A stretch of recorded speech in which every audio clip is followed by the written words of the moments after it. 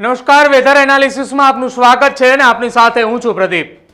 ગુજરાતની અંદર છેલ્લા 24 કલાકની અંદર વિધિવત રીતે ચોમાસાની શરૂઆત થઈ ચૂકી છે, જેમાં ખાસ છેલ્લા 24 કલાકમાં સૌથી વધુ વરસાદ ભાવનગરની અંદર પડ્યો છે। ભાવનગરના કેટલાક અંતરિયાળ ગામડાઓ જે છે કે જ્યાં ગત મોડી રાત્રે એ સંપર્ક વિહોણા થયા હતા। જો કે ગત મોડી રાત્રે કેટલાક ગામોની અંદર રેસ્ક્યુની પણ કામગીરી કરવામાં આવી હતી। આ તમામે દ્રશ્યો ભાવનગરથી સામે આવ્યા હતા। પાલિતાણાની અંદર લગભગ 3 કલાકની અંદર 10 ઇંચ કરતાં પણ વધુ વરસાદ એ ગઈકાલે નોંધાયો હતો। જો કે ગુજરાતની અંદર સાર્વત્રિક રીતે હવે ચોમાસાની વિધિવત રીતે શરૂઆત થઈ ચૂકી છે। હવે વિંડીના માધ્યમથી સૌથી પહેલા સમજીએ ગુજરાતની અંદર આગામી 2 દિવસનો કેવો માહોલ છે, કયા જિલ્લાની અંદર સૌથી વધુ વરસાદ પડવાનો છે અને કયા જિલ્લાને રેડ એલર્ટ આપવામાં આવ્યું છે। આ સાથે જ બીજી એક મહત્વની વાત એ કે હવામાન વિભાગ પણ શું કહી રહ્યું છે વરસાદની આગાહીને લઈને, તેના ઉપર નજર કરીએ। સૌથી પહેલા અહીંયા વિંડીના માધ્યમથી સમજીએ અહીંયા કેટલો વરસાદ અને કઈ જગ્યાએ સૌથી વધુ વરસાદ નોંધાયો છે। આપ જુઓ અહીંયા આ જે ભાવનગર આવેલું છે, ભાવનગર અને ત્યાંના આસપાસના જે વિસ્તારો છે કે જ્યાં સૌથી વધુ વરસાદ જે છે તે નોંધાઈ રહ્યો છે। ગઈકાલથી ભાવનગરની અંદર ખૂબ વરસાદ વરસી રહ્યો છે।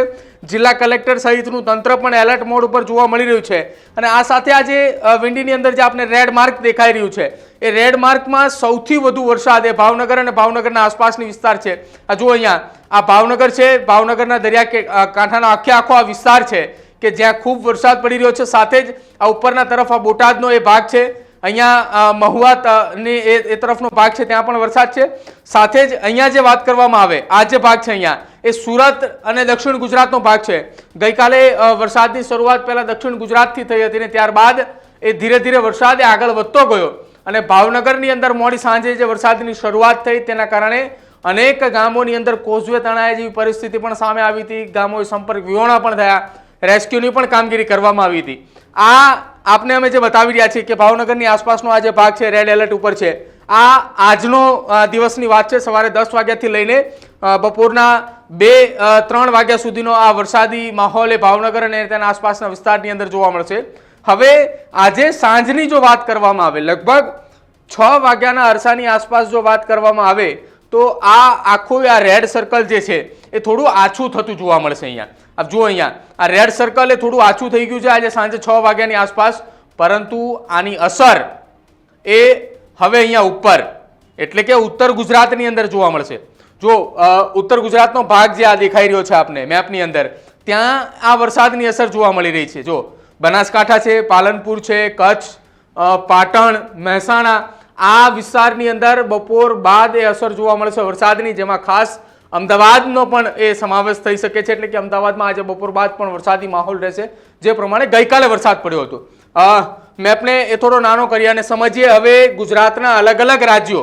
આજે સાંજની જે વાત કરવામાં આવી હતી, આપ જો સવારે અત્યારના જે વાત કરવામાં આવી હતી ત્યારે ભાવનગર ને તેના આસપાસના વિસ્તારની અંદર હતું, ત્યારબાદ બપોર પછીની વાત કરવામાં આવે તો અહીંયા ઉત્તર ગુજરાતની અંદર આ પ્રકારની પરિસ્થિતિ છે। હવે જે સિસ્ટમ એ ભાવનગર અને તેના આસપાસના વિસ્તારની અંદર ક્રિએટ જે થઈ હતી, જે સક્રિય થઈ હતી, એ જ સિસ્ટમ અહીંયા નીચે પણ આપણે જોવા મળશે। અહીંયા આ અરબી સમુદ્રની અંદર આ સિસ્ટમ અત્યારે જોવા મળી રહી છે। આ સિસ્ટમ એ વધુ સક્રિય છે, જેના કારણે ભાવનગર અને તેના આસપાસના વિસ્તારમાં ખૂબ વરસાદ એ ગઈકાલથી પડી રહ્યો છે। હવે આ સિસ્ટમ ઉપર આપણે નજર કરીએ, ઉત્તર ગુજરાતની અંદર આજે બપોર બાદ વરસાદ પડવાનો છે, જેમાં રેડ માર્ક પણ દેખાડવામાં આવ્યું છે। જે નીચેની અરબી સમુદ્રની અંદર સિસ્ટમ છે એ સિસ્ટમને આગળ આપણે જોઈએ કે 18 તારીખની વાત કરવામાં આવે, 19 તારીખની વાત કરવામાં આવે તો આ સિસ્ટમ એ સીધી જ મુંબઈના દરિયા કિનારાની વાત છે, દક્ષિણ ગુજરાતનો દરિયા કિનારો, સુરત, વલસાડ એ વિસ્તારની અંદર પણ વધારેમાં વધારે વરસાદ પડવાની શક્યતા છે। એટલે આ જે સિસ્ટમ છે એ વધુ સક્રિય થવાના કારણે આ ભાગોની અંદર પણ વરસાદ પડવાના છે અને તેની સાથે સાથે ફરી એક વખત 2-3 દિવસ બાદ ભાવનગરમાં ફરી એક વખત વરસાદી માહોલ સર્જાશે અને ફરી એક વખત ત્યાં પણ રેડ એલર્ટ અપાય તો કદાચ નવાય નહીં। હવે વાત કરીએ હવામાન વિભાગની। હવામાન વિભાગે જે આગાહી કરી છે તે આગાહીના મુજબ એ સમજવું છે કે હવે કયા કયા વિસ્તારોને કયા કયા ઝોનની અંદર મૂકવામાં આવ્યા છે, જેમાં આપણે સૌથી પહેલા અમે બતાવી દઈએ। અહીંયા આ 2 જિલ્લા આપવામાં આવ્યા છે। ગઈકાલે એ ભાવનગર રેડ, અમરેલી, જુનાગઢ અને ગીર સોમનાથ આટલા જે જિલ્લા હતા એ રેડ એલર્ટ ઉપર હતા। આજે માત્ર 2 જિલ્લા રેડ એલર્ટ ઉપર છે કે જેમાં જુનાગઢ છે ગીર સોમનાથ છે અને સાથે જ અમરેલી, ભાવનગર, રાજકોટ, પોરબંદર અને દક્ષિણ ગુજરાતના જિલ્લાઓ છે, જેમાં ભરૂચ, સુરત, નવસારી આ તમામ જિલ્લાઓને ઓરેન્જ એલર્ટ આપવામાં આવ્યું છે.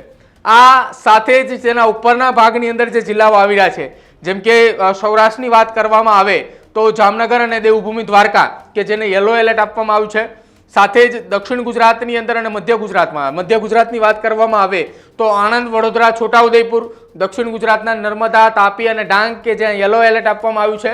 અને ઉપરના તરફની જો વાત કરવામાં આવે, અમદાવાદની વાત હોય, મધ્ય ગુજરાતની, કચ્છની છે, ઉત્તર ગુજરાતની, તો ત્યાં આજે બપોર સુધીની વાત કરવામાં આવે તો ત્યાં વરસાદની નહિવત શક્યતાઓ જોવા મળી રહી છે. બપોર બાદ ત્યાં એ ભારે પવન સાથે વરસાદ આવે તેવી શક્યતાઓ વ્યક્ત કરવામાં આવી છે. આ આપણે આજની વાત કરી રહ્યા હતા. હવે વાત આવતીકાલની 18 તારીખની વાત કરવી છે. 18 તારીખના દિવસ દરમિયાન ગુજરાતની અંદરથી રેડ એલર્ટ નથી જોવા મળ્યું. જે પ્રમાણે વિંડીના માધ્યમથી આપણે સમજ્યા હતા કે 18 તારીખે વરસાદની શક્યતા એ નહિવત જોવા મળી રહી છે. ઉત્તર ગુજરાતની અંદર થોડી શક્યતાઓ છે, પરંતુ હજી હવામાન વિભાગે તેનું આંકલન હવામાન વિભાગ દ્વારા એ આગાહી નથી કરવામાં આવી. સૌરાષ્ટ્રના જો વાત કરવામાં આવે તો આ 4-5 જિલ્લા જે છે, જેમાં દેવભૂમિ દ્વારકા છે, જુનાગઢ છે, પોરબંદર છે અને ગીર સોમનાથ, આ જિલ્લાની અંદર ઓરેન્જ એલર્ટ આપવામાં આવ્યું છે. બાકી સૌરાષ્ટ્રના જામનગર, રાજકોટ, અમરેલી, ભાવનગર ત્યાં યલો એલર્ટ છે. દક્ષિણ ગુજરાતની અંદર વાત કરવામાં આવે ભરૂચ, સુરત, વાપી, ડાંગ, નવસારી, વલસાડ છે, આ તમામ જગ્યાઓ ઉપર યલો એલર્ટ જે છે તે આપવામાં આવ્યું છે. આ આવતીકાલની એટલે કે 18 તારીખની વાત છે.